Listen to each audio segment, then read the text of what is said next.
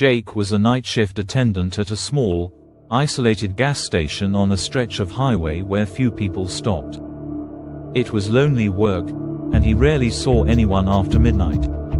One stormy night, as thunder rolled across the dark sky, a rusty old car pulled up to pump number 3.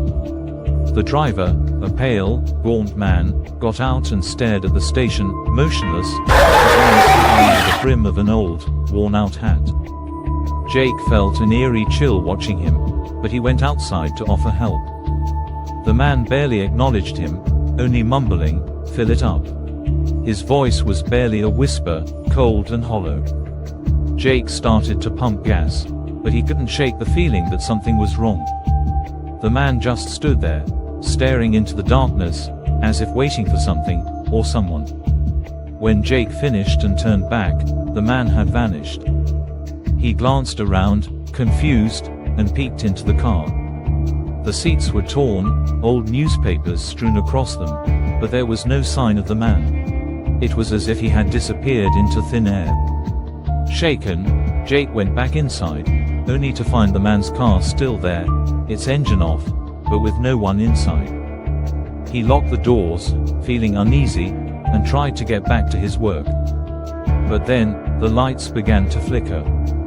The security camera monitor buzzed and glitched, and Jake noticed movement on the screen. He leaned closer and saw the man, standing right outside the window, staring in at him with unblinking eyes. Panicking, Jake looked up, but the window was empty. He glanced back at the screen, and the man was gone. He checked outside once more, and the car was gone too, leaving only a wet patch on the ground where it had been parked. Just as he tried to calm himself, the power went out, plunging the station into complete darkness. The only light came from a flashlight he kept behind the counter. He picked it up, trying to steady his breathing. Suddenly, he heard the sound of footsteps in the aisles behind him, slow and deliberate. "Hello?" he called, his voice barely a whisper. No answer. The footsteps grew louder, approaching the counter. Jake gripped the flashlight, his heart racing, and shone it toward the sound. There was nothing. Just empty aisles, silent shelves. Then, he heard the voice. "Fill it up." The man's hollow voice echoed in the darkness, sending a shiver down Jake's spine. He turned, and there, standing at the counter, was the man, his face now visible. His skin was pale and stretched tight over his bones, his eyes sunken and empty, like black holes. He stared at Jake, expressionless, as if he were waiting for something.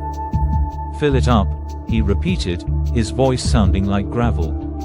Jake's hands shook as he stumbled back, but before he could move, the man's face twisted into a grotesque grin.